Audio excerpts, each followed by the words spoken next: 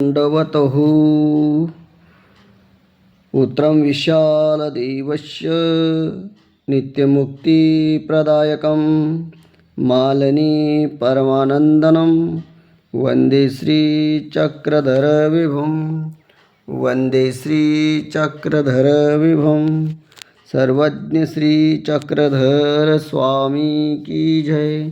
दंडवतः मानवपंथीय ज्ञान या चॅनलवर आपण सांगू इच्छितो मानवपंथाविषयी थोडेसे ज्ञान सांगू इच्छितो की आपल्या भारतीय समाजामध्ये अनेक धर्म आहेत।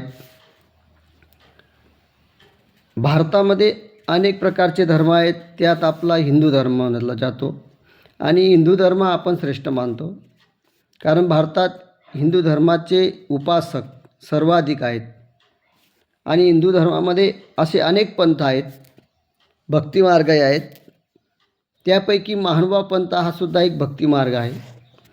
त्याचे वैशिष्ट्य म्हणजे या पंथाची संस्थापना म्हणजे स्थापना स्वतः परमेश्वर अवतार भगवान श्री चक्रधर स्वामी यांनी केलेली आहे। त्यामुळे तो हिंदू धर्मापेक्षा वेगळा नाही। पण बहुतेक अन्य पंथीयांचे लोक महानुभाव पंथामध्ये हिंदू धर्मापेक्षा महानुभाव पंथाला वेगळा मानतात। याला कारण म्हणजे या पंथाबद्दल त्यांचे अज्ञान आहे। म्हणून प्रथम महानुभाव पंथ म्हणजे काय हे जाणून घेणे फार गरजेचे आहे। तर याची गरज आपल्या पंथी उपदेशी लोकांना सुद्धा आहे, कारण आपल्याला माहिती असेल तरच आपण इतरांना सांगू शकतो। आपण जर उपदेश घेतलेला असेल, परमेश्वर पंथामध्ये प्रवेश केलेला असेल, परंतु महानुभाव पंथ म्हणजे काय हे जर आपल्याला माहीत नसेल तर आपण दुसऱ्यांना काय माहिती सांगू शकतो। यापूर्वी सांगितलेलं आहे की महानुभाव पंथ हा हिंदू धर्मातील अंतर्गत भक्तिमार्ग आहे। हा काय दुसरा मार्ग नाही। महानुभाव पंथ म्हणजे हा काही वेगळा नाही, हिंदू धर्मातलाच महानुभाव पंथ आहे। कारण भगवान श्रीकृष्ण महाराजांनी गीतेत जे तत्त्वज्ञान सांगितलेले आहे त्याचेच काटेकोर पालनसुद्धा महानुभाव पंथ करत असतो। तरी पण जे लोक भगवद्गीतेला सर्वश्रेष्ठ ग्रंथ मानतात, श्रीकृष्ण महाराज यांना परमेश्वरावतारसुद्धा मानतात, ते सुद्धा महानुभाव पंथाला वेगळा मानतात। याला एकच कारण ते म्हणजे त्या महानुभाव पंथाचा पूर्ण ज्ञान नसणे। म्हणून अन्यपंथी व महानुभाव पंथी याच्यात सर्वात मोठा बदल वादाचा एकच मुद्दा, तो म्हणजे महानुभाव पंथ लोक दुसऱ्यांची भक्ती करत नाही, दुसऱ्यांचा प्रसाद घेत नाही, हे त्यांचं कारण आहे। परंतु परमेश्वर हा सर्वश्रेष्ठ आणि स्वतंत्र पदार्थ आहे। देवता या परमेश्वराच्या अधीन असलेल्या शक्ती आहेत।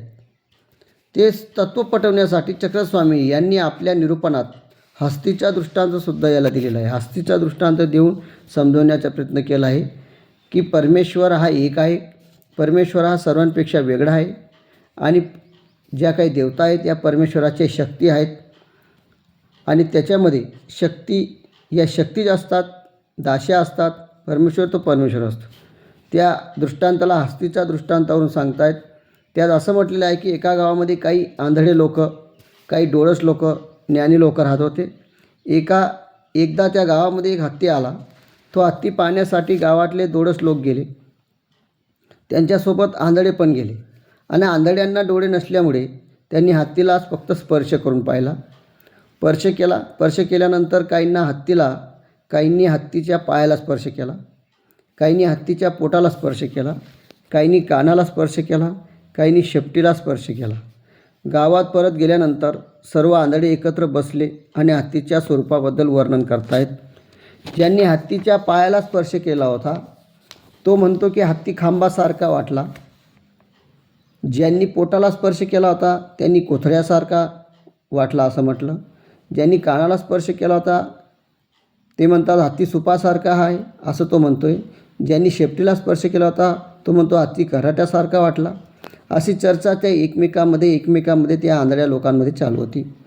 त्याच ठिकाणी एक डोळस तिथं आला आणि चर्चा ऐकल्यानंतर संपल्यावर त्यांनी सांगितलं की बाबा हो, ज्याला स्पर्श करून पाहिले तो हत्तीचा एक अवयव आहे, तो पूर्ण हत्ती नाही।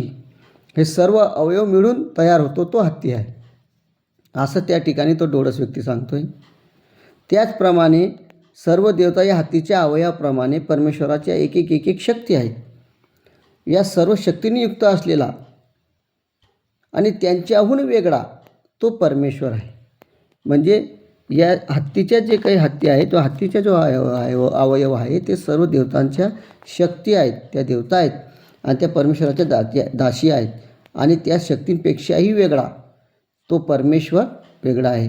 म्हणून अशीच एकाच परमेश्वराची भक्ती ही महानुभाव पंथीय लोक करत असतात. कारण भगवद्गीतासुद्धा श्रीकृष्ण महाराज गीता अध्यायामध्ये 9व्या अध्यायामध्ये 25व्या श्लोकामध्ये सुद्धा सांगितलेलं आहे की यांती देवता देवान पितृ यांती पितृवता भूतानी यांती भूतेजा यांती मध्या जिनो अपि माम. म्हणजे इथंसुद्धा सांगतायत की म्हणजे देवतांची भक्ती करणारा देवताकडे जाणार आहे, भूताची भक्ती करणारा भूताकडे जाणार आहे, पित्राची भक्ती करणारा पित्राकडे जाणार आहे आणि माझा भक्त तो माझ्याकडे येईल असं म्हणून त्यांनी तिथं स्पष्ट सांगितलेलं आहे. म्हणून महानुभावपंथी लोक फक्त एका परमेश्वराची भक्ती करतात. जसं गीतेमध्ये सांगितलं आहे तसं त्यांचं आचरण महानुभावपंथ करतात.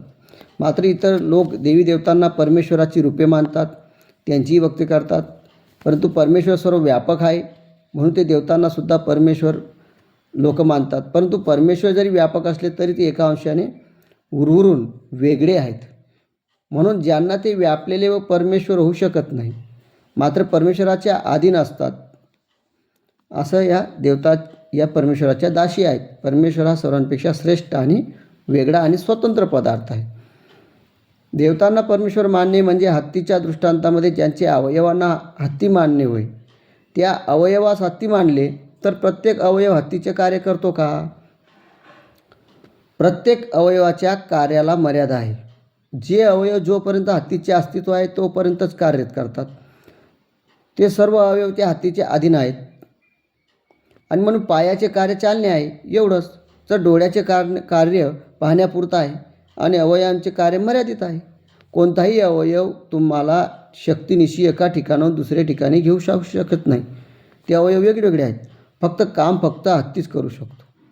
म्हणून त्याचप्रमाणे मोक्षदानाचे कार्यसुद्धा परमेश्वरच करू शकतात. म्हणून परमेश्वरच तुमचं उद्धारण करू शकतात. जन्ममरणापासून तुमचं सुटका आणि त्या परमेश्वराच्या धामा गेल्यानंतर पुन्हा जन्म नाही मरण नाही हे जे कार्य आहे म्हणजे मोक्ष किंवा उद्धरण हे सर्व फक्त परमेश्वरच करू शकतात.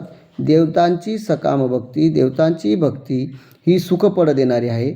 निष्काम भक्ती केली तर मर्यादित काळापर्यंत त्या मूर्तीमध्ये सामावतात आणि त्यांच्यामध्ये सुख ते भोगलं जातं आणि पुण्य संपल्यानंतर पुन्हा मृत्यूलोकामध्ये पाठवलं जातं. पुन्हा त्याला जन्ममरण चालू होतं.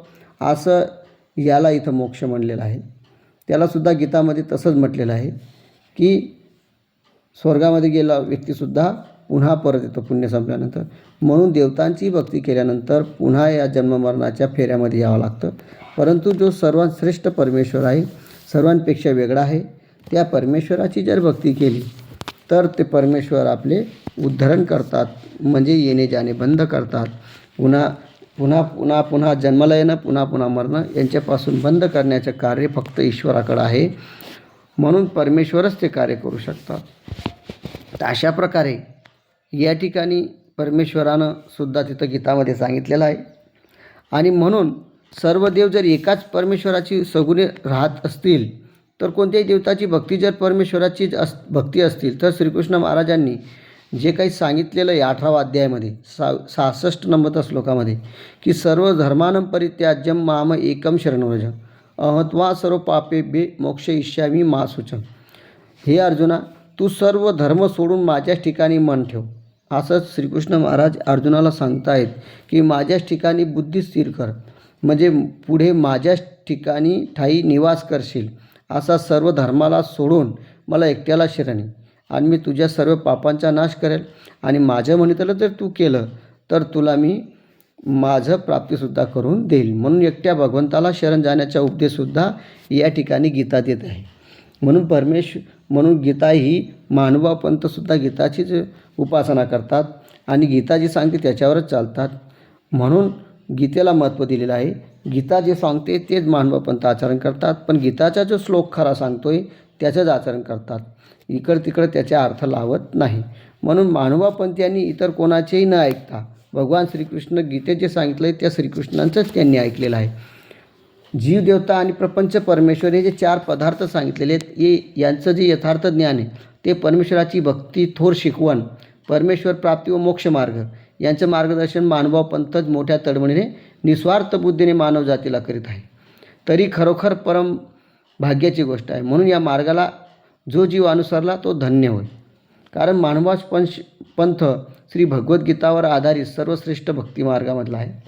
जे या मार्गामध्ये अनुसरले अतिशय भाग्यवान आहेत, मोक्ष मार्गाचे अधिकार आहेत. तरी त्यांना अधिकाराचा उपयोग करून प्रगती करावी, यासाठी संसारामध्ये सुद्धा वेळ काढून आपण पंथाबद्दल धार्मिक विधीचं ज्ञान करून घ्यावं आणि इतरांना सुद्धा ती माहिती आपण द्यायला पाहिजे. त्यांचे जे मानभाव पंथाबद्दल जे गैरसमज झालेले आहेत ते आपण दूर करायला पाहिजे आणि आपलं विधीचं आचरण आपण स्वतः करून काटेकोर आपण आचरण करून दुसऱ्याला ते दाखवलं गेलं पाहिजे आणि त्याचंसुद्धा आपण प्रयत्न करायला पाहिजे. म्हणून जसं बोलावं तसं चालावं असं हा पंथाचं ज्ञान आहे. तो जसा बोलतो तसा चालत असतो, आचरण करत असतो. म्हणून मानवा पंथाचं आचरण हे एकच परमेश्वराची एकनिष्ठ भक्ती करून त्याच्या आचरणावर तो चालत असतो आणि तो त्या परमेश्वराची एकाच भक्ती करून त्यालासुद्धा प्राप्त करून घेत असतो. तर अशा प्रकारे मानवा पंथामध्ये जी काही थोडीशी माहिती आहे ती तुम्हाला मी सांगण्यात आलेली आहे. त्याचं तुम्ही ग्रहण करावं, लक्षपूर्वक ग्रहण करावं आणि आपल्याजवळ ती माहिती ठेवावी असं मी सांगू इच्छितो. तर आता पुढची जी माहिती आहे ती पुढच्या भागामध्ये आणखी घेऊ. दंडवतो सर्वज्ञ श्री चक्रधर स्वामी की जय.